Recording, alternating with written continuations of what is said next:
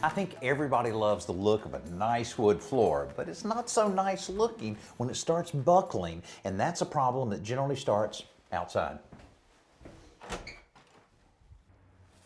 If your house is built up on piers, and many are, you might be surprised at how many problems can be caused by ground moisture. Now, it may look perfectly dry under your house, but the moisture's there and it'll migrate up into your house, causing all kinds of headaches, including buckled floors. Here's what you need to do. Make sure you have adequate ventilation at all times throughout the year, and a great tip is to lay a piece of thick plastic. This is 6 mil plastic, a lot thicker than you might be used to, right on the ground. Put a little sand around it, and if you catch this early enough, hopefully your wood floors will dry out and go back down.